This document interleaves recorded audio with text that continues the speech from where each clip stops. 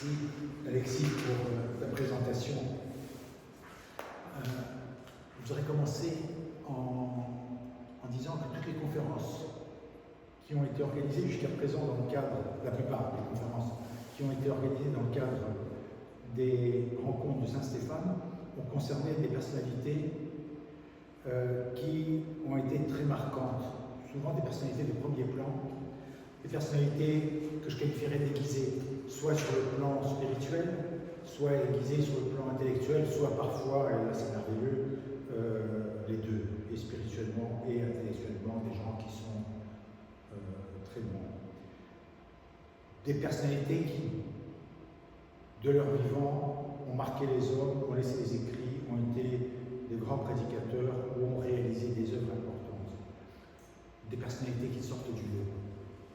Et lorsqu'on m'a demandé, lorsque Monseigneur m'a demandé d'intervenir sur Saint-Alexis, j'étais ennuyé et en même temps heureux de devoir évoquer une personnalité qui, au sens des critères de ce monde, peut paraître ordinaire, même si le terme n'est pas adéquat. En tous les cas, au sens des critères de ce monde.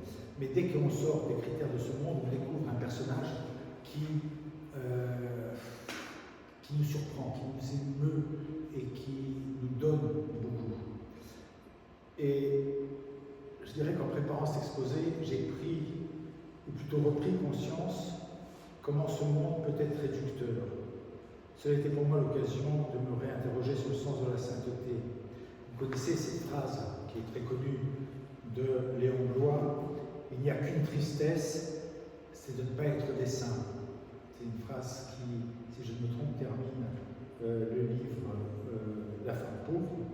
Et dans ce livre, l'héroïne, si on peut l'appeler comme ça, Clotilde, eh bien c'est Clotilde qui, malgré sa plus profonde détresse, reste toujours animée d'un sentiment religieux qui est profond, porteuse d'une grâce divine, qui lui permet d'affronter toutes les souffrances, grandes souffrances. Et je dirais que c'est exactement à l'image de Saint-Alexis. Donc, dans cet exposé, il n'y aura pas de grandes citations de Saint-Alexis, juste quelques extraits d'un certain nombre d'échanges qu'il a pu avoir déjà sur son lit à l'hôpital, à Annecy, en fin de vie, avec le marguillier de la paroisse de l'église russe en frontière, qui s'appelait Vassili Petrovitch Altuchovitch, et qui visitait quotidiennement le Père Alexis, qui quotidiennement venait le voir et priait avec lui lorsqu'il était hospitalisé à Annecy. Aujourd'hui, pour nous, Annecy et Ugine, c'est tout près. En fait, à l'époque, c'était compliqué de rejoindre Annecy à partir d'Ugine. Et donc, les paroissiens d'Ugine ne pouvaient pas venir facilement. Et la fille du Père Alexis, Catherine, qui habitait encore Ugine, pour elle, c'était compliqué parce qu'elle avait ses enfants dont elle devait s'occuper. Avant de commencer, ah oui, et ces extraits des quelques paroles qu'a laissées Père Alexis ont été retrouvés il n'y a pas très longtemps au monastère de Bussy-en-Othe, dans les papiers de Mère Théodosie, qui était une des supérieures de ce monastère. Et à ce titre, je voudrais remercier tout le travail qui a été réalisé par le monastère de Bussy. Ils ont réellement fait un travail pour mieux faire connaître Saint-Alexis à tous les pèlerins qui viennent et qui les visitent. Alors je vais essentiellement retracer la vie de cet homme en évitant d'entrer dans les travers des synaxaires classiques où on a tendance à embellir la vie des saints avec un piétisme qui lui aussi, à sa façon, peut être réducteur. Alors, Saint-Alexis, il est né le 1er juillet 1867 dans une famille de prêtres. Son grand-père était prêtre. Il était prêtre dans le district de Velsk. Le district de Velsk qui se trouve complètement à l'est de Moscou, plusieurs centaines de kilomètres à l'est de Moscou. Le père du père Alexis, le père Ioann, lui était le recteur de l'église Saint-Nicolas du village de Femichev, dans la région de Smolensk. Vous voyez Smolensk ici, à l'ouest de Moscou. Ça ne vous semble pas très loin, mais en fait les distances sont importantes. Malheureusement, le père Ioann va mourir très vite après la naissance d'Alexis, laissant seule son épouse, Néanil, à éduquer ce garçon. Alexis a reçu son instruction dans la droite ligne de l'histoire de sa famille, tout d'abord au petit séminaire de Vyazma. Vyazma se trouve à 167 km à l'est de Smolensk, c'est-à-dire en gros entre Moscou et Smolensk. Et ensuite, il va poursuivre ses études au grand séminaire de Saint-Pétersbourg, dont il sortit diplômé en 1889 à l'âge de 22 ans.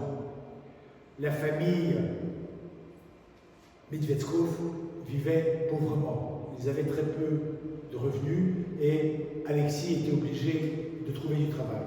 Et finalement, il a réussi à se faire recruter comme lecteur à Saint-Pétersbourg, dans une belle église, l'église Sainte-Catherine, qui se trouve sur l'île Saint-Basile, Vassilevski Ostrov, qui est très connue. Et il a été dans cette église pendant 5 ans lecteur et recevait donc un salaire, une rémunération régulière. Durant ces 5 années, il a fait la connaissance de son épouse, Maria Alexandrovna Blagoveitchskaya, et ils se sont mariés. Et à ce moment-là, s'est posé la question au père Alexis de l'ordination sacerdotale. Et il avait une grande admiration pour un prêtre qui, à cette époque, avait une très grande influence en Russie, le père Jean de Kronstadt, qui plus tard sera lui-même canonisé. Et donc, il va aller voir le père Jean, il va avoir toute une série d'entretiens avec lui, et il va avoir un échange avec lui qui est particulièrement précieux et dont nous relate le marguillier de cette paroisse d'Annecy dont je vous ai parlé dans mon introduction, Vassili Petrovitch Altukovsky. Et donc, il est à l'hôpital. Vassili va rencontrer le père Alexis et dans ces discussions avec lui, ils vont aborder l'existence du père Jean et l'influence du père Jean de Kronstadt. Je cite le rapport qu'a fait Vassili Akhtomsky sur cet entretien. Et ensuite, dit-il, la conversation a porté sur le père Jean de Kronstadt. J'ai raconté tout ce que je savais sur le célèbre prêtre Jean de toute la Russie. Et les yeux du malade, c'est-à-dire du père Alexis, se sont illuminés et il s'est exclamé « D'où savez-vous tout cela ?» Je l'ai lu et j'ai entendu beaucoup parler de père Jean. Le père Alexis lui répond « Et moi je me suis confessé à lui, il m'a communié au Saint-Mystère 3 fois et il m'a béni pour le sacerdoce. » Et aussitôt le père Alexis a enchaîné. J'ai été pendant longtemps lecteur à l'église Sainte-Catherine de Saint-Pétersbourg et je n'arrivais pas à me décider à recevoir l'ordination sacerdotale par crainte de Dieu. Mais le saint prêtre Jean de Kronstadt m'a dit « Tu as la crainte de Dieu, c'est bien. » Il m'a béni pour recevoir le sacerdoce. Et la grâce du sacerdoce m'a fortifié et m'a donné de l'assurance pour ma conscience. J'ai pris plus fortement conscience de ma grande responsabilité devant Dieu, dit toujours le père Alexis. Ma vie intérieure s'est accrue des soucis pour le salut de mes paroissiens. J'ai frappé à chaque âme humaine pour la diriger vers l'Église. Je suis arrivé à l'étranger après de grandes épreuves qui ont été mon lot. Vous voyez que le père Jean de Kronstadt a joué un rôle très important dans la vie du père Alexis. Alors il fut ordonné au diaconat le 24 décembre 1895, il avait 28 ans, et 2 jours après, le lendemain de la fête de Noël, la synaxe de la Mère de Dieu, il fut ordonné à la prêtrise par le métropolite de Saint-Pétersbourg. Et il fut immédiatement nommé comme prêtre à l'église de la Dormition de la Mère de Dieu du village de Vrouda, qui est dans le canton de Yambourg, qui est se trouve à peu près à 95 km à l'est de Saint-Pétersbourg. Le père Alexis arriva dans cette paroisse avec sa mère et son épouse. Ce n'était pas une paroisse riche, mais elle était grande. Il y a 13 hameaux dépendaient de cette paroisse. Elle comptait environ 1500 paroissiens. Et le père Alexis, une de ses priorités, c'était d'éduquer les enfants. Et il a ouvert il a ouvert 4 écoles catéchétiques pour les enfants, 4 écoles rurales. Et pendant 23 ans, père Alexis a desservi cette paroisse de la Dormition. Pendant 23 ans, il a œuvré dans cette église. Puis arrive la Révolution russe. Le père Alexis fut arrêté en 1919, il avait alors 52 ans. Il a été accusé, comme beaucoup de prêtres, comme beaucoup de chrétiens, d'avoir enseigné la foi orthodoxe. En prison, il fut confronté à la violence et à la brutalité. Alors, dans ses biographies, on dit qu'on lui a rompu les bras et les jambes. Je ne sais pas si ça veut dire qu'on lui a cassé ou pas, mais en tout cas, il a subi cette violence. Et en particulier, il a subi des coups au visage et qui l'ont marqué jusqu'à la fin de sa vie parce que son nerf facial fut, lui, rompu. Et jusqu'à la fin de ses jours, le père Alexis en a souffert. Il fut condamné toujours en 19 à être fusillé, mais sa fille Catherine est intervenue. Elle est intervenue et ils ont réussi à le libérer. Et une fois libéré, les enfants spirituels du père Alexis se sont organisés pour le faire passer en Estonie. Vous voyez l'Estonie, si on revient sur la carte, elle se trouve, tout petit pays qui se trouve juste au-dessus de Saint-Pétersbourg, en face de la Finlande. Et le père Alexis est parti donc en Estonie et la famille s'est établie au nord-est du pays dans une toute petite ville ouvrière qui s'appelle Kohtla-Järve. Père Alexis va travailler là-bas dans les mines de schiste. Très difficile comme travail, mauvais pour la santé, et en fait il aura beaucoup de mal à réaliser ce travail, et au bout de quelques années, il va réussir à se faire nommer comme veilleur de nuit. En Estonie, il est parti avec son épouse et sa deuxième fille, sa fille cadette, Olga.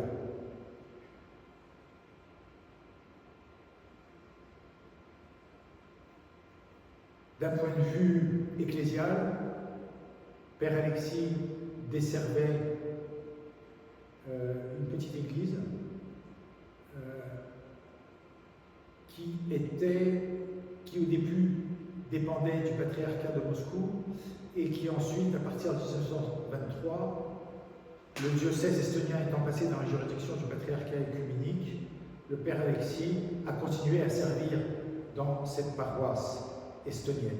Cette paroisse était également dans la ville proche de la ville de Kohtla-Järve, là où il travaillait, là où il y avait l'usine, où il y avait énormément d'ouvriers russes, plusieurs centaines. Et là aussi, il déploya une pastorale envers ces réfugiés russes qui travaillaient dans les mines. Et les offices se déroulaient dans une petite pièce mise à la disposition des croyants par l'administration des usines. Père Alexis va passer plus de 10 ans en Estonie. Mais en 1929, sa fille Catherine ayant réussi à rejoindre la France, Père Alexis va s'adresser à l'administration diocésaine des églises orthodoxes russes en Europe occidentale pour demander à être reçu dans le diocèse d'Europe occidentale qui, à l'époque, était dirigé par la métropolite Euloge. Ce désir était lié au fait que sa fille Catherine était en France dans un camp de réfugiés avec son mari. Alors la correspondance avec Monseigneur Euloge va durer pendant près d'un an. Lorsqu'enfin, fin 1929, le métropolitologe va accepter, le père Alexis va lui écrire, et là aussi c'est intéressant, dans le livre qui va apparaître en français au monastère de Bussy, d'ici quelques mois j'espère, il y a toute la correspondance entre le père Alexis et le métropolitologe pour sa réception dans le diocèse.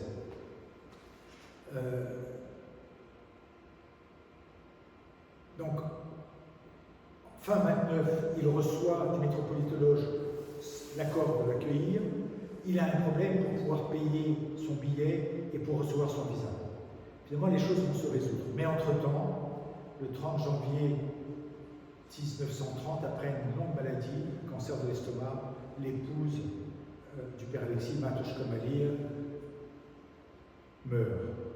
Et finalement, ça sera en décembre 1930, lorsque le père Alexis a 61 ans, qu'il va arriver en France avec sa fille, Olga, et son petit-fils, Pierre.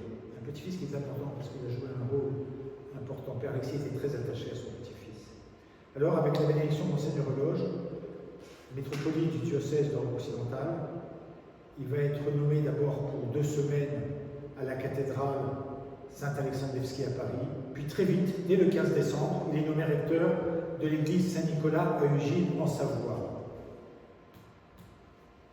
Ugine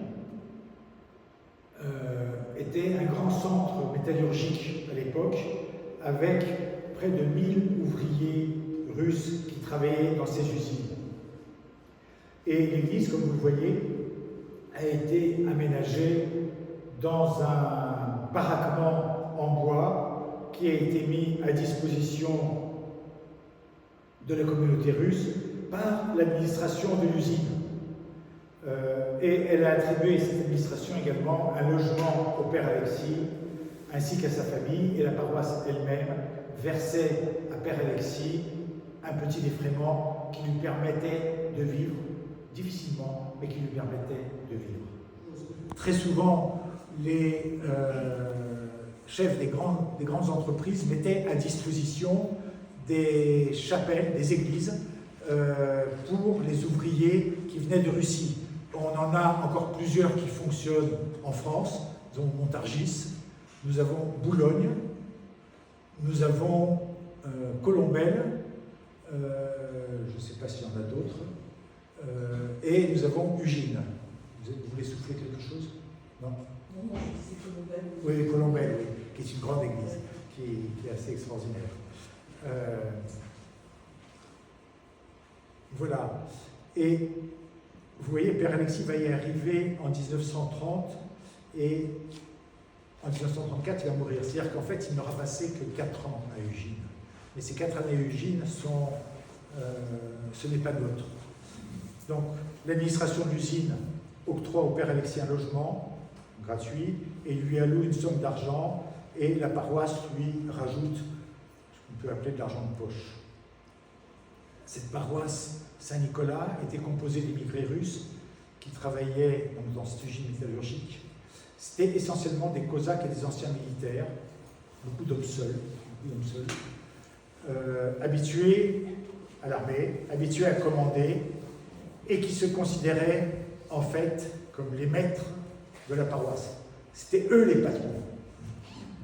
C'était eux les patrons et pas forcément le prêtre qui arrivait, qui débarquait, envoyé par Paris.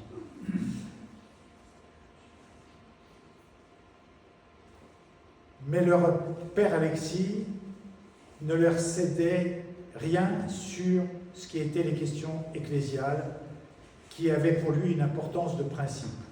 Ce qui va susciter des grandes tensions à cette paroisse, l'indignation d'un groupe de personnes, peu nombreux mais influents, qui étaient mécontents de la longueur des offices, qui étaient mécontents du fait que le prêtre s'implique dans la gestion de l'Église, et ils envoyèrent une plainte contre le père Alexis au métropolitologe.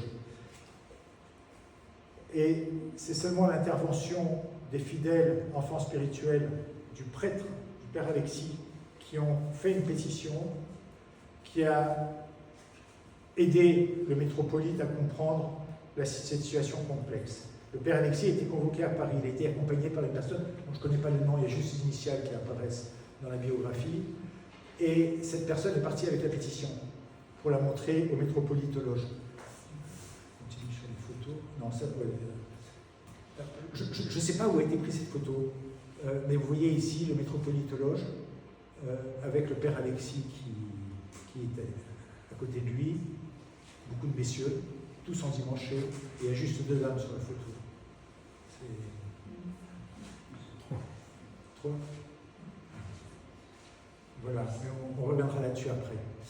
Et donc le père Alexis, donc le métropolitologe va donner raison au père Alexis, et l'incident fut clos. Il y a un prêtre qui s'est particulièrement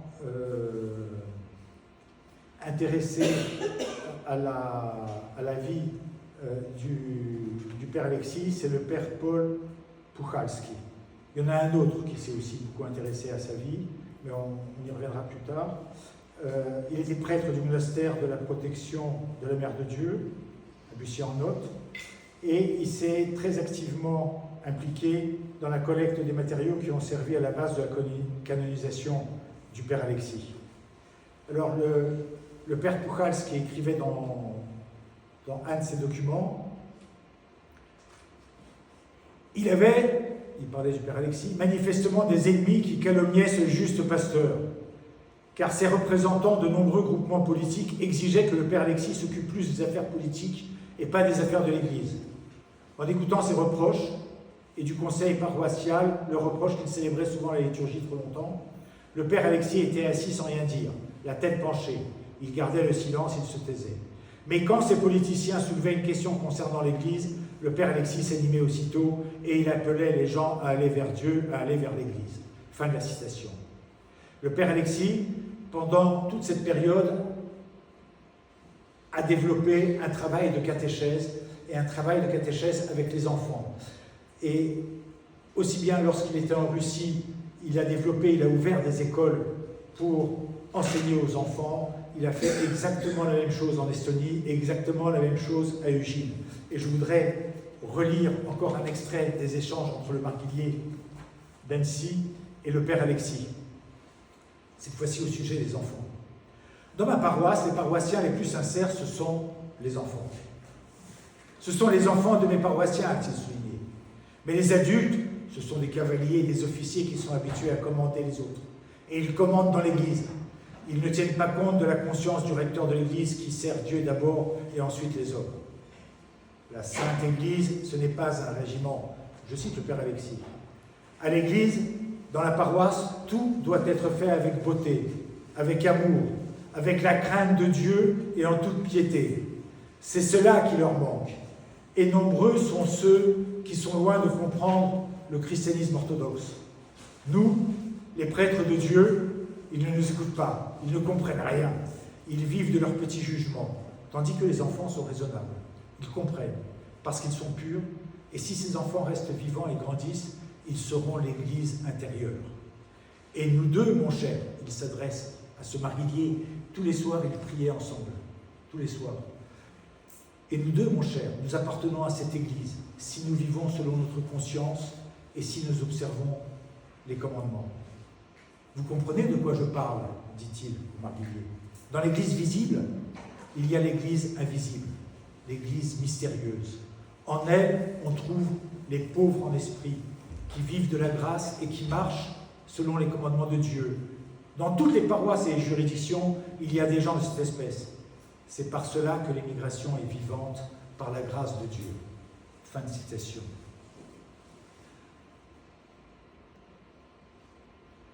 Voici quelques photos du Gilles avec des paroissiens, ici au cimetière, le père Alexis au milieu. Celle-ci avec Monseigneur Reloge. Une fois de plus, je ne sais pas où est-ce qu'elle a été prise. Puis assez vite, en 1934, le père Alexis tombe malade. On diagnostique au départ un cancer de l'estomac. Et puis en fait, on s'aperçoit que c'est un cancer qui est généralisé et la maladie progresse très vite. Il fut opéré, mais ses jours étaient déjà comptés. Il voulait se réconcilier avec tous et demandait que ceux qui lui voulaient du mal de venir le trouver pour qu'il puisse leur demander pardon. Mais ils ne venaient pas et ils ne sont jamais venus. Je cite encore le père Paul Puchalski. Étant absolument innocent, le père Alexis, sentant approcher sa fin, se trouvant hospitalisé, suppliait avec des larmes que viennent le voir à l'hôpital ces gens. Et il leur demandait pardon, étant absolument innocent. Mais personne de ces calomniateurs ne vint avant la mort du père Alexis. Alors la veille de sa mort, le père Alexis a pu se confesser et communier grâce au prêtre de l'église hors frontière, donc d'une autre juridiction avec qui, à l'époque, il n'y avait pas d'intercommunion. Il y avait une rupture de communion entre l'église hors frontière et la rue d'Aru, et aussi avec le patriarcat de Moscou à l'époque. Malgré toutes ces barrières, le père Jean-Grégor Klochko est venu visiter le père Alexis et le 20, je crois, 2 jours avant sa mort, il va le confesser et il va lui donner la communion. Et le 22 août 1934, tôt le matin, le père Alexis rend paisiblement son âme à celui qu'il a servi depuis sa jeunesse, depuis toujours, et qu'il a servi de tout son cœur. Et le jour de ses funérailles, il y a une grève générale qui est décrétée dans les usines d'Ugine, grève générale. Alors ça tombe bien parce que ça permet à toute la paroisse de venir, ils ne sont pas obligés d'aller au travail, et ils peuvent tous se rassembler pour venir assister aux funérailles. Et des témoins racontent qu'aux funérailles du père Alexis, qui ont été célébrées par un prêtre, alors je ne sais pas que ce ne soit pas là, le père Georges de Grenoble, c'est le père Georges Schunkin de Grenoble, qui était aussi un prêtre assez extraordinaire, enfin, assez étonnant, une personnalité qui mériterait une conférence, parce qu'il avait des relations avec le monde de l'art qui étaient assez extraordinaires. C'est le père Georges Schunkin de Grenoble, qui n'est pas très loin d'Ugine, qui va rassembler toute la population russe d'Ugine pour ce service funèbre et qui, selon les témoins, finalement se transforma en une sorte de triomphe lumineux et plein de joie. Et le père Alexis fut enterré dans une sépulcre provisoire. La paroisse n'était pas riche, elle a dû collecter de l'argent, et c'est seulement 1 an plus tard qu'ils ont réussi à réunir la somme nécessaire pour acheter une concession de 30 ans pour la sépulture du père Alexis. Et en 1935, lors de la réinhumation, le cercueil n'a pas été ouvert. Et il faudra attendre 1956. 1956, les années vont passer. Entre 1935 et 1956, les années vont passer, et c'est là où va commencer une nouvelle histoire qui finalement va dépasser le père Alexis lui-même, je crois. En août 1956, le cimetière municipal d'Ugine fut déclaré désaffecté. On avait un projet immobilier dessus, et à cette occasion, il fallait déterrer toutes les tombes. Père Alexis était enterré avec 2 cosaques, et lorsqu'on a ouvert sa tombe, alors ce que raconte la biographie, c'est que les ouvriers qui travaillaient avec des pioches, à un moment n'arrivaient plus à travailler avec des pioches, ils ont dû continuer à la main, et ils sont arrivés à la dépouille du père Alexis qui était intacte. Il n'y avait plus de cercueil, la dépouille était intacte, à même la terre, et elle était souple, ses ornements étaient complètement conservés, il y a juste son évangile qui tenait dans ses mains, qui était juste un peu abîmé. Et les 2 cosaques qui étaient à côté de lui, la nature avait fait son œuvre. Ils étaient décomposés. On a mis 3 jours avant de le remettre en terre, et pendant ces 3 jours, sa dépouille était à l'air libre. On pensait que le corps se décomposerait, et finalement le corps ne s'est pas décomposé. Et à ce moment-là, ce fameux père Paul Puchalski, qui était à son prêtre à Bussy, il a été prêtre à Bussy de 55 à 61. C'est un prêtre qui est assez... J'ai demandé à ma femme de regarder ce matin dans le dictionnaire qu'est-ce qui s'était passé avec qui était ce prêtre. Il a été prêtre partout, c'était absolument incroyable. Il a fait le tour des paroisses, il était entre Nilvange, Saint-Rémy, finalement il a fini à Bussy. S'est rendu sur place et on le renseigna sur la vie du père Alexis, et il a fait un rapport au métropolite Vladimir Tikhanytsky qui avait succédé à Monseigneur Loge. Alors là, je cite Pierre Kowalewski, qui était une sorte d'historien qui a beaucoup écrit sur l'histoire de l'archevêché, de notre archevêché. Alors il dit: dans la paroisse du Gine, en Savoie, il s'est produit un événement qui a profondément ému non seulement la colonie russe, mais la population française du lieu. Les autorités locales ont décidé de fermer le vieux cimetière et de transférer les tombes à un nouvel endroit. Toutes les tombes ont été ouvertes et les ossements des défunts ont été transférés dans de petites caisses transportées au nouveau cimetière. Lorsqu'a été ouverte la tombe de l'ancien recteur de l'église orthodoxe du Gine, le père Alexis Medvedkov, qui est mort il y a 25 ans, son corps s'est révélé totalement incorrompu. Seul l'évangile qu'il tenait en main était un peu affecté par l'humidité. Tous les ornements sacerdotaux étaient également restés intacts. Les journaux locaux ont parlé du fait que le corps du père Alexis a été retrouvé incorrompu. Ils ont noté toute l'importance de cette manifestation d'une particulière grâce de Dieu. C'est l'ensemble de la communauté orthodoxe russe qui a été touchée par cette situation-là, et je dirais toute juridiction confondue. Et en 1957, avec la bénédiction du métropolite Vladimir, le corps du père Alexis Medvedkov fut transporté dans la crypte de l'église de la Dormition au cimetière russe de Sainte-Geneviève-des-Bois, au sud de Paris. Juste noter toujours ce lien avec le monastère de Bussy-en-Lot. Le convoi qui ramenait le corps à Paris s'est arrêté, parce que c'était un peu long, le trajet était un peu long à l'époque, c'était pas aussi rapide qu'aujourd'hui, s'est arrêté à Bussy, où il y a eu un office qui a été célébré à la mémoire du père Alexis. D'ailleurs, Mère Théodosie s'était rendue à Ugine également avec le secrétaire de l'archevêché, qui à l'époque était M. Kniazev. Ils se sont rendus à Ugine pour constater de même, pour aller chercher le corps. Et en présence donc d'un clergé nombreux des trois juridictions, alors quand on parle des trois juridictions, l'Église hors frontières, le patriarcat de Moscou et l'archevêché qui à l'époque était au patriarcat de Constantinople, et en présence d'une foule de croyants immense, le père Alexis a été réinhumé dans la crypte de l'église de Sainte-Geneviève-des-Bois, où sont inhumés tous les hiérarques de la rue d'Aru. Là encore, le cercueil à cette occasion-là a été ouvert par les ouvriers, sans autorisation. On n'avait pas cherché à ouvrir le cercueil, et ils ont retrouvé également le corps incorrompu. Et avec les années, de plus en plus de gens, de fidèles, inclurent le nom du père Alexis dans leur diptyque et se mirent à prier en lui demandant son aide et à visiter sa tombe dans la crypte de l'église de Sainte-Geneviève-des-Bois. Ça veut dire quoi? Ça veut dire que, quelque part, il y a une sorte d'élan populaire qui est, je crois, aussi, quelque part, le sceau qui donne un sens à la canonisation. Sans élan populaire, on peut se poser des questions.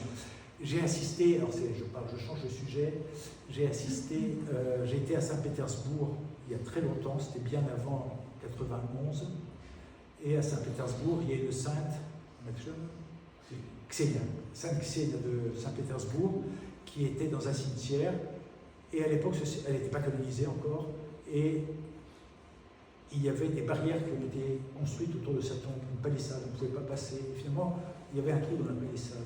Et en fait, on s'est aperçu que des gens, spontanément, allaient et vénéraient la tombe de Ksenia.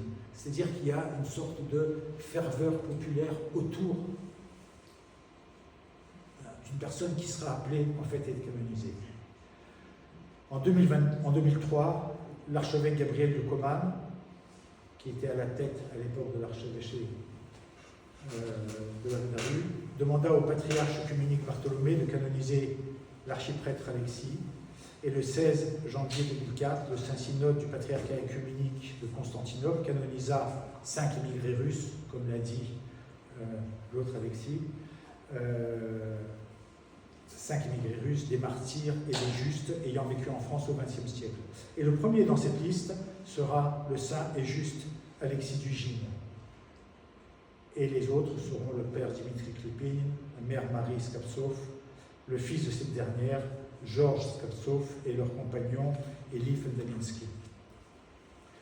Et il y a eu un grand office qui a été célébré à la rue d'Aru, le 1er et le 2 mai, je crois, à Paris, en la cathédrale Saint-Alexandre Nevski. Et le 12 octobre 2004, les reliques de Saint-Alexis furent transportées à la crypte de l'église de la Dormition au cimetière de Saint-Geneviève-des-Bois, de la crypte de la Dormition au cimetière de Saint-Geneviève-des-Bois, jusqu'à la crypte de la Transfiguration du monastère de Bussy-en-Othe. Et aujourd'hui, la mémoire de Saint-Alexis est célébrée le 22 août, 13 octobre, et puis en même temps avec la mémoire collective de tous les nouveaux saints russes ayant vécu en France au XXe siècle, le 22 juillet. Ici, vous voyez donc la chasse, on dit une chasse, la chasse dans laquelle reposent les reliques de Saint-Alexis. Voilà. Beaucoup de gens ont contribué à mieux le connaître. Beaucoup de gens, alors il y a le père Schum, Père Georges Schum, qui s'est beaucoup impliqué dedans, ce prêtre de Bussy-en-Othe, qui a fait beaucoup de choses, le père Paul Puchalski, mais également Monseigneur Paul Oldekson, qui a porté réellement ce dossier, et l'office à Saint-Alexis aura été écrit par Monseigneur Job. Voilà. Qu'est-ce qu'on peut dire d'autre? Je crois que... je n'ai pas fait le tour de la question, on ne peut pas faire le tour de la question. Et avant de faire la conclusion, je voudrais lire une courte homélie qu'a prononcé le père Boris Bobritskoy à l'occasion, un 22 août, à l'occasion de la fête de Saint-Alexis. Je ne sais pas de quelle année, j'ai oublié de noter quelle année. Le 22 août tombe juste quelques jours après la transfiguration en ancien calendrier, qui tombe le 19 août. Je cite le père Boris. Je voudrais particulièrement attirer encore une fois votre attention sur le fait que Saint-Alexis est décédé précisément dans les jours qui ont suivi la transfiguration du Seigneur. Hier, au Vigile, nous avons lu l'évangile de Matthieu sur les béatitudes. D'une étonnante manière, ces béatitudes correspondent à la figure spirituelle de Saint-Alexis d'Ugine. Avant tout, il était pauvre en esprit. Il ne cherchait rien pour lui, mais il faisait le bien autour de lui. Il aimait son prochain. Bienheureux les pauvres en esprit, car le royaume des cieux est à eux. C'est de la fête de Saint-Alexis que cela parle. Bienheureux les doux, car ils hériteront la terre. Le saint et juste Alexis était un homme extrêmement doux. Et il était aussi un pacificateur. On sait qu'il aimait réconcilier les gens autour de lui, et les gens se querellaient souvent. Bienheureux les pacificateurs, car ils seront appelés fils de Dieu. Bienheureux les cœurs purs, car ils verront Dieu. Les cœurs purs, cela convient absolument à Saint-Alexis. C'est pourquoi on peut dire que maintenant, il peut voir Dieu, et qu'il est entré maintenant dans le grand mystère de la transfiguration du Seigneur. Bienheureux les persécutés pour la justice, car le royaume des cieux est à eux. Bien sûr, c'est aussi de lui que cela parle. Et enfin, réjouissez-vous et soyez dans l'allégresse, car votre récompense sera grande dans les cieux. Nous croyons, dit le père Boris, qu'il est entré dans cette joie. Nous voyons de quelle manière étonnante tout le service de l'Église, de ce prêtre empli de la grâce, tout le sacerdoce du saint et juste Alexis est en concordance absolue avec les béatitudes et sans aucun doute lui sont applicables.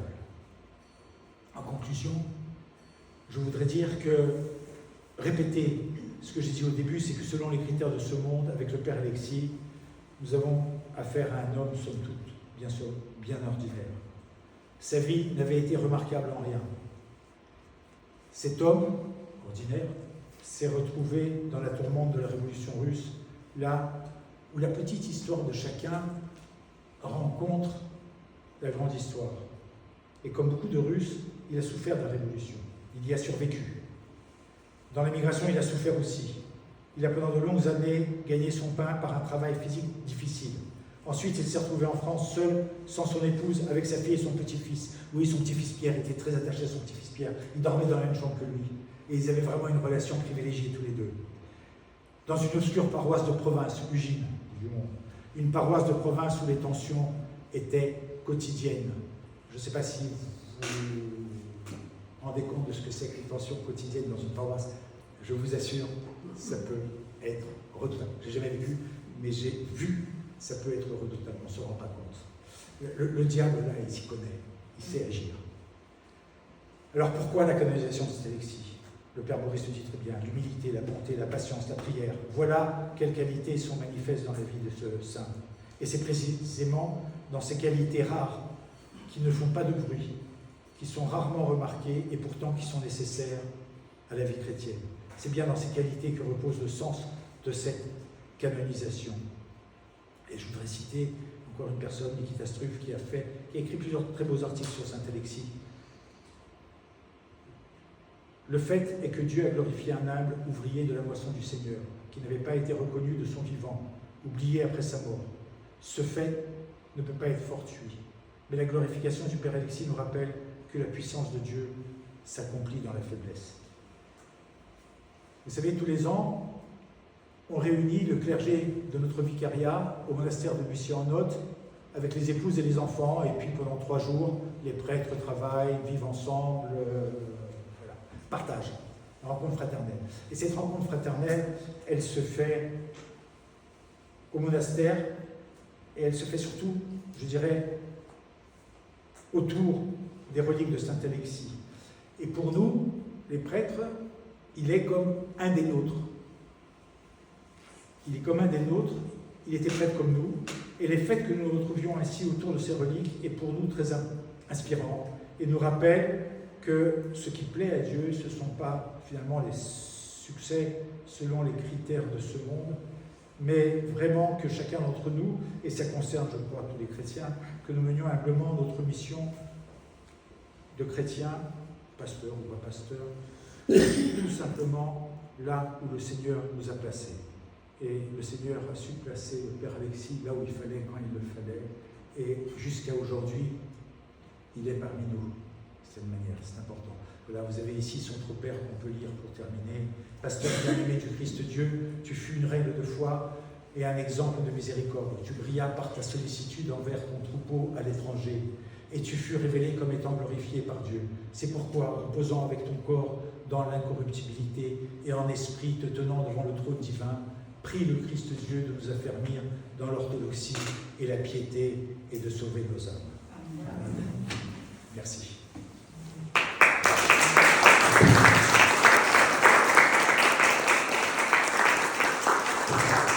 C'est le succès de ce monde, ça. Alors, merci beaucoup, Père Alexis. Tu as commencé, tu as fini en disant qu'il s'agit d'un homme complètement ordinaire, et c'est revenu plusieurs fois. Et moi, je crois que ce n'est pas tellement ordinaire que ça, parce qu'il n'a peut-être rien de spectaculaire dans sa vie, mais mener une vie comme ça, c'est assez exemplaire. Et ça, c'est pas ordinaire. Et donc, comment dire, l'exemplaire et la sainteté ne se trouvent pas dans ce qui est de ce monde, comme tu disais tout à l'heure. Donc, et en cela, je crois que le saint Alexis retrouve une grande série, famille de saints qui l'ont précédé et qui ont donné cet exemple. C'est dans la simplicité qu'on donne l'exemple. Alors évidemment, comme je disais tout à l'heure, c'est une forme de sainteté, en tout cas de personnalité, très différente que celle de la Mère Marie dont nous avons parlé la dernière fois. Et même si les 2 personnages ont été reconnus comme ça par le même acte, la même année, etc., ce qui montre ce qu'on dit à chaque fois ici, qu'il s'agit d'un père spirituel comme ça, de quelqu'un qui est reconnu comme ça, que ce que dit l'Évangile, hein, que l'Esprit souffle où il veut et on ne peut pas prédestiner le destin justement de chacun. Alors ça, c'est la première chose. La deuxième chose à laquelle je voudrais revenir, sur laquelle je peux insister, c'est la réception populaire. L'importance de la participation et du sentiment du peuple avant même que l'Église officiellement ne reconnaisse quelque chose. Ici, ça, la sainteté, nous savons que pour les conciles aussi, les grands conciles de l'Église, Quand il n'y a pas eu de réception populaire, ça n'a pas marché. Et ça, c'est un élément qui est fondamental dans la tradition orthodoxe. On le voit ici à l'œuvre. Je crois que c'est vraiment très important. Alors, je ne vais pas bavarder comme d'habitude parce que je suis certain, comme vous êtes nombreux en plus, qu'il y aura vraiment beaucoup de questions. Non. Et non. Il n'y a pas sujet à question. Non, non, des réflexions plutôt. Des réflexions. Des réflexions. Non, non, non, parce que le sujet est passionnant. Tout à fait. Cette vie très simple d'un simple prêtre qui a souffert beaucoup quand il était jeune et qui finit ailleurs, enfin, qui a connu tellement de malheurs et qui, finalement, enfin, Dieu l'atteste d'une certaine manière, puisqu'on retrouve son corps à l'habitude. Vous savez que ça fait partie des critères d'habitude de reconnaissance de sainteté. Et là, à plusieurs reprises, si j'ai bien compris, parce que la deuxième fois aussi, le corps était interrompu. Donc il y a une marque, si vous voulez, qui est importante. Et évidemment, le témoignage de la personne. Alors oui, des réflexions, pas le père a raison, pas de questions. Oui. Oui. Moi, j'ai une petite question. Déjà, merci mon père pour la présentation, merci pour l'organisation, c'est toujours très intéressant. J'ai moi-même eu la chance de vénérer les reliques de Saint Alexis au monastère de Bussy. Est-ce que des miracles lui sont attribués? Vous avez des témoignages de certaines personnes qui auraient... À ma connaissance, rien de spectaculaire. On va continuer. Par contre, il y a des témoignages de personnes qui, s'étant adressées à Saint Alexis, ont connu des guérisons, ont connu... Mais voilà, le monastère de Bussy-en-Othe, c'est un journal avec tous les témoignages qui sont là. Oui, il y a... oui, on peut dire qu'il y a des miracles qui sont attribués. Mais quelque part, sa vie était un miracle en soi-même. Je crois que c'est pour ça qu'il a été canonisé. Un jour à Bussy, il y a une des religieuses qui m'a dit qu'un jour, peu de temps après qu'il soit arrivé à Bussy, il y a une dame qui est arrivée en disant « J'ai rêvé de Saint Alexis » et il me disait qu'il était navré parce qu'il était vraiment prêt à aider les gens, mais que personne ne lui demandait rien. Bon, il a rattrapé le temps perdu depuis, mais cette dame était venue à cause de ce rêve et les religieuses avaient... je trouve que c'était une très belle histoire.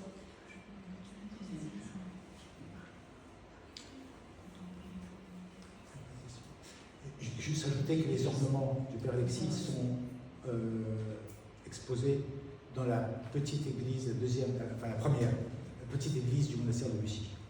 Voilà. J'ai une question, peut-être que ça m'a échappé, je pense. Pourquoi les reliques se sont tournés à Bussy? Quelle est la raison? Parce qu'il y a un lien, Mais qui a décidé ça?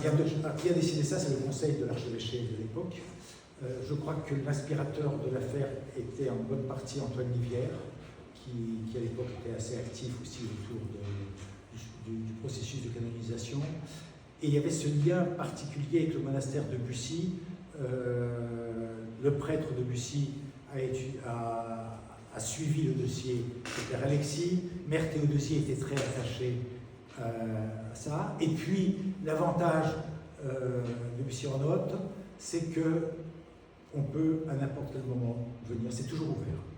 On peut à n'importe quel moment venir et vénérer les reliques. Ce qui ne correspond pas tout à fait à ce qui se passe dans nos paroisses, dans nos églises, en région parisienne ou ailleurs, qui sont souvent fermées en semaine, enfin ne sont pas ouvertes en permanence. Ici, c'est ouvert en permanence. Une communauté qui Et il y a une communauté qui est prise en permanence, comme dit Persage. C'est bon. Pourquoi l'appellation de saint est juste?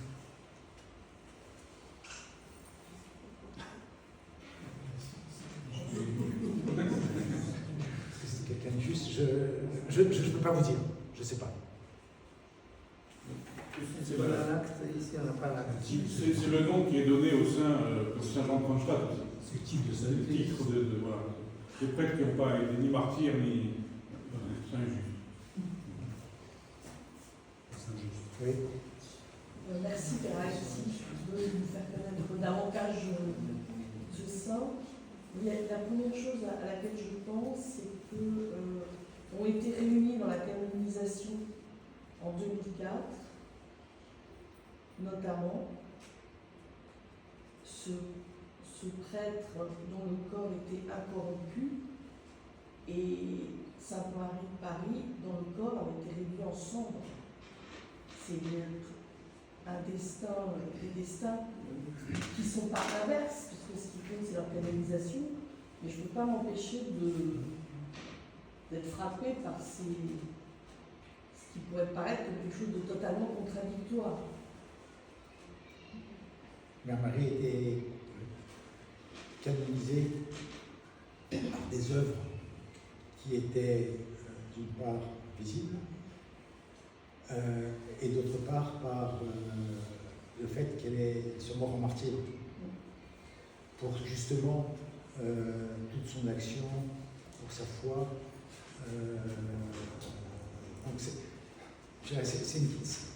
c'est un personnage, excuse-moi Alexis, qui sort de l'ordinaire dans sa vie et dans son témoignage. Voilà, c'est vrai que le mot ordinaire est un peu... Il ne faut pas le prendre au sens réducteur, c'est pas un bon terme. Mais voilà. Mais lui aussi, il sort totalement de l'ordinaire. L'histoire de la Marie ordinaire? Non, lui, en fait, il sort de l'ordinaire. Mais en fait, si on réfléchit de manière bien... intime, même si elle a le côté romanesque qui va recouvrir un peu tout ça. Mais permettez-moi de revenir justement sur cette question d'ordinaire. En fait, dans l'Église, personne n'est ordinaire. Parce qu'on a tous ces enfants de Dieu. C'est pour ça que le terme ordinaire, et Alexis a mille fois raison, n'est pas le meilleur. Et d'ailleurs, lorsque on vient faire un dernier adieu à quelqu'un qui nous a quittés, qui a rejoint le Père, qu'est-ce que l'on fait? On se met à genoux devant lui. On s'incline devant lui. Si on ne s'incline pas devant quelqu'un donc, quoi qu'il arrive, nous sommes tous enfants de Dieu. Donc, oui, dans ce sens-là, on n'est pas ordinaire. Maintenant, quand j'utilisais le terme ordinaire, c'était plus au sens de ce mot. Pas romanesque. Et l'idée qu'il n'y a rien de spectaculaire, peut-être. Bien. Moi, je pense d'une manière générale que pour les saints, il peut y avoir une décision à un moment donné, mais c'est la durée qui va montrer la reconnaissance populaire, etc. Donc, c'est des choses à un moment donné, l'autorité pose quelque chose sur des arguments, mais c'est quelque chose qui est posé sur le plan humain. Et alors, et par la suite, donc c'est pas la voix de Dieu qui décide, c'est le patriarche, c'est le conseil, etc. Donc à un moment donné, c'est dans la durée que les choses apparaissent. Donc c'est vrai que c'est important que, suite à une demande, que l'autorité, à un moment donné, en expliquant très bien, décide certaines choses, mais je pense que pour les saints, sauf pour les martyrs, etc., pour les cas exceptionnels où il n'y a pas photo. Donc là, par contre, là, c'est la durée qui montrera les choses. Il n'y a pas photo, il y a icône. Mais c'est pas une... C'est pour ça que c'est compliqué. C'est-à-dire que quand on voit, déjà l'année dernière, il y avait plusieurs histoires de saints, de nouveaux saints, c'est vrai, on se pose des questions. On a le droit de se poser des questions, pourquoi un tel, plutôt que... À un moment donné, l'institution décide quelque chose. Voilà. On considère, on décide, à partir d'arguments qui sont fournis, on prend une décision. Mais c'est l'Église qui va montrer dans le temps et la durée ce qu'il en est de cette décision. On n'est pas dans une logique pontificale, décider que c'est infaillible et c'est comme ça autrement. Voilà, moi c'est ce que je pense. Donc c'est vrai qu'on peut se poser des questions et à chaque fois il y a des questions. Sauf dans le cas où effectivement, là pour ça, Alexis, bon, Dieu a donné un signe fort. À partir du moment où on a un corps incorrompu, qui reste corrompu, c'est un signe très fort. Donc là, c'est vrai que c'est assez facile d'accepter pour nous. Pour d'autres cas, c'est pas quoi, mais il y en a d'autres il n'y a pas ce signe fort. Voilà. Et après, bon, c'est l'autorité, c'est l'Église qui va décider, à partir d'arguments, etc., dans un dossier, quelque chose. Mais finalement, c'est Dieu qui va montrer, et l'Église, la conscience de l'Église, qui va montrer à terme ce qu'il en est. C'est ça qu'il faut comprendre. Parce que l'histoire de ça, c'est l'Église qui est l'acteur. Et l'Église, c'est la continuité dans le temps. Comment un saint devient. On a un cas en Grèce, par exemple, on a Saint Éphrem. Saint Éphrem qui est de l'autre côté de la rapport. C'était frère était un saint inconnu. Personne ne le connaissait, n'avait aucun signe, ne savait rien de lui. Et puis un jour, il y avait une petite cellule à côté de l'ancien monastère qui avait été détruit au XIIe siècle, Imonial, qui a eu une vision, etc. Et là, à plusieurs reprises, il n'a pas voulu croire, etc. Bref, à un moment donné, le saint apparaissait et disait, je suis un intérêt de tel endroit. Et c'est un saint qui est sorti de nulle part. Parce que Dieu a décidé que ce saint, il fallait, c'était dans le plan de l'économie divine, ce saint, il aurait pu rester comme il y a des quantités qui sont sur le sol, qui sont sur le terre, et c'est ça qui est important, c'est-à-dire qu'il y a l'Église, il y a Dieu aussi. Qui fait qu'à un moment donné, il y a des choses qui vont se passer. Alors cet Éphrem qui était lui, il n'y a aucune trace historique si on a l'arbre, mais on ne sait pas une fois que l'arbre était pendu, on lui a enfoncé des clous dans le corps, etc. C'est une histoire très compliquée. L'arbre était resté depuis 500 ans. Il n'y avait aucune trace, aucune preuve historique. Mais il était venu, il est entré dans la conscience de l'Église à la présence, par le fait qu'il se manifeste par les miracles, etc. Mais c'est une intervention divine finalement. Dieu décide à un moment donné qu'un saint arrive et il intervient. Donc finalement, nous les hommes, on n'est pas seuls dans cette affaire. Ce n'est pas une évolution qui décide. Dieu est là et puis les choses se font de manière ecclésiale. C'est ça qu'il faut. Oui, d'ailleurs, l'acte officiel est un acte de reconnaissance de quelque chose qui existe déjà. Ce n'est pas une création de sainteté. Ça, c'est très important. Quand l'Église intervient, que le patriarche ou le synode dise quelque chose, ce n'est pas qu'il fonde quelqu'un un saint, c'est que maintenant il va rentrer dans la célébration de l'Église et on lui accorde le droit d'être célébré dans les offices, mais on ne crée pas une sainteté. Ça, c'est très important. Et c'est ce qu'on disait tout à l'heure, ça c'est le consentement de la réception et dans la durée. Je ne sais pas si c'est bien enregistré. Je me suis toujours posé la question quand on vénère des saints, c'est qu'est-ce qu'eux pensent du fait qu'ils voient des gens qui défilent devant eux et qui se mettent à genoux et qui... je ne sais pas s'ils apprécient, mais ça c'est encore une autre histoire. Et encore juste sur la question de la sainteté, on m'a interrogé, j'ai eu la chance dans ma vie de connaître un certain nombre de personnes de premier plan qui ont beaucoup œuvré pour l'Église, qui ont fait beaucoup de choses. On m'a demandé qu'est-ce que tu penses de la colonisation de telle personne que j'ai connue personnellement. Et j'ai dit, écoute, je connais trop leurs petits défauts personnels pour pouvoir m'exprimer dessus. Mais le service qui a été fait pour l'Église est extraordinaire. Donc c'est vraiment, je pense que voilà, il y a cette dimension de... C'est le peuple. C'est le peuple qui va acter la condition. Et après peuvent venir tous les actes que l'on veut, mais c'est avant tout le peuple qui va acter une canonisation. Le fait qu'une personne soit reconnue. D'ailleurs, peut-être une réflexion encore sur la sainteté, puisqu'en fait, c'est le sujet. La sainteté est une qualité de Dieu, ce n'est pas du tout une qualité humaine. La sainteté humaine est considérée seulement comme une participation à celle de Dieu. Et on le dit à chaque fois qu'on célèbre l'Eucharistie, hein, le saint don au saint, réponse du peuple, un seul est saint. Ça, c'est une chose fondamentale. Et c'est pour ça que la sainteté de quelqu'un, je crois que c'est le pape Piazzi qui disait que la sainteté doit être comprise comme un pas vers la divinisation. Voilà, le premier pas. Et c'est ça qu'il faut. Autrement, on déplace le focus. Hein. C'est Dieu qui est saint. Et l'espoir de l'homme, c'est de participer à cette sainteté. Et certains y arrivent. Voilà. Est-ce qu'il y a d'autres réflexions? Georges? Non, lui, il n'a pas le droit de parler. J'ai une petite question concernant la mission de saint Alexis. Il a fait sa part dans la construction du peuple de Dieu. Le Seigneur nous a permis de reconnaître le reflet de la sainteté du Seigneur dans la vie de saint Alexis. Quelle est notre part aujourd'hui, nous, en tant que corps du Christ assemblé autour du calice? Quelle est la part que le vicariat, que l'exarcat, que les orthodoxes dans ce pays doivent faire aujourd'hui? Ou quel est l'appel que le Seigneur nous propose en tant qu'orthodoxes Alors, je ne sais pas si je réponds à la question. Oui, c'est une question. Lui, il a œuvré pour la réconciliation, par exemple. Oui, non, Son non. peuple. Non, moi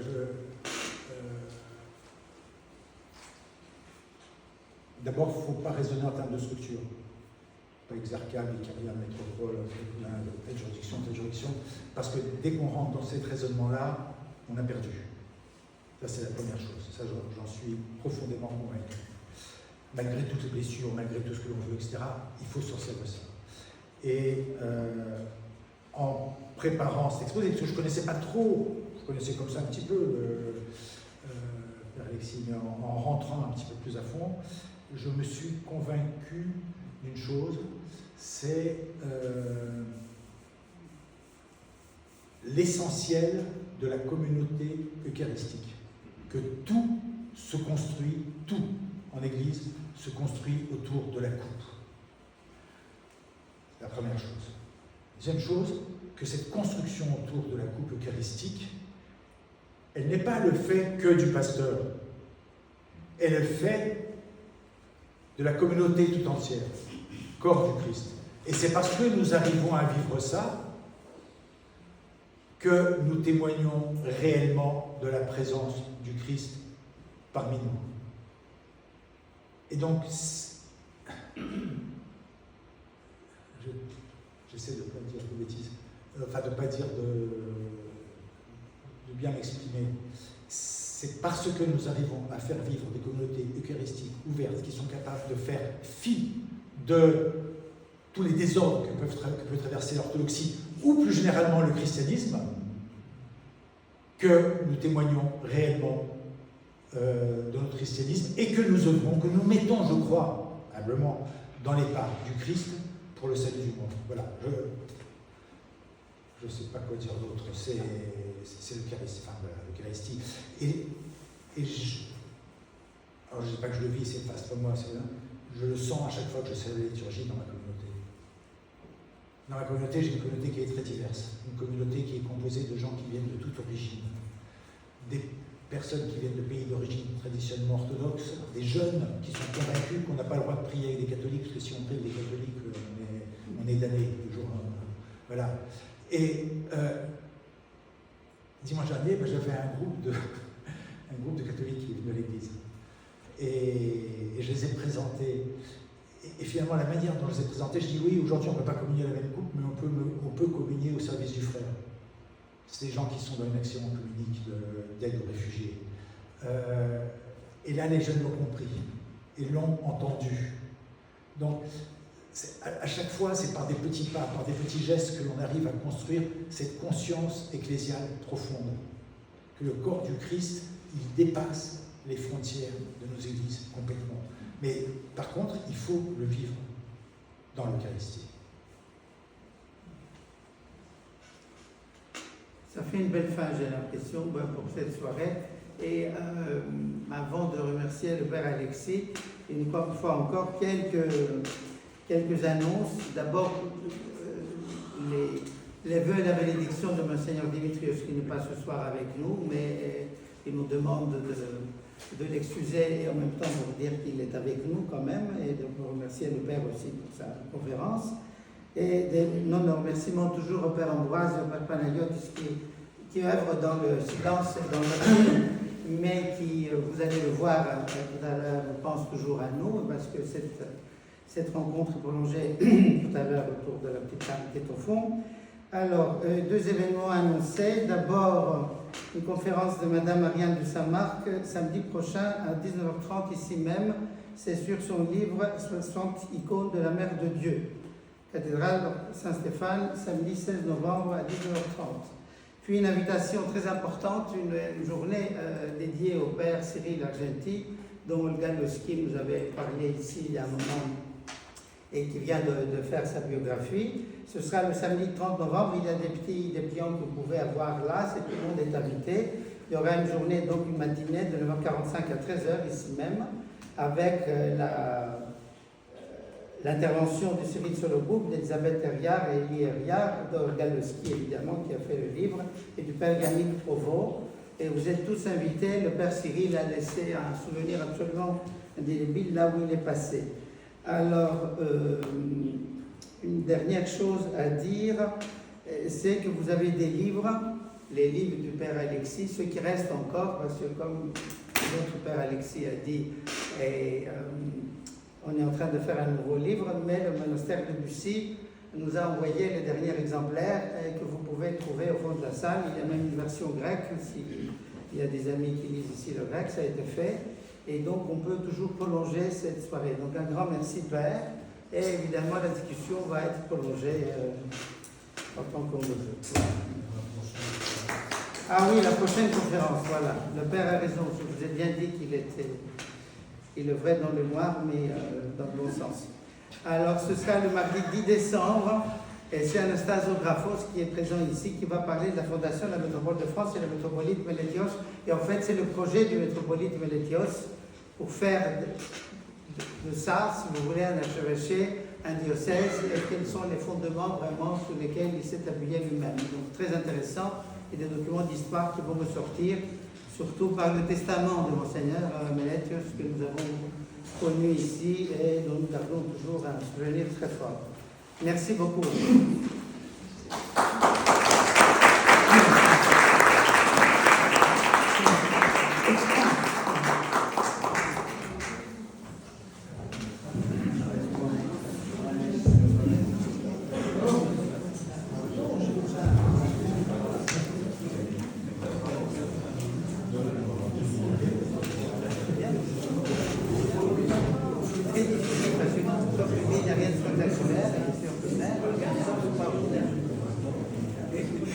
Et moi, je ne peux pas faire ça. Et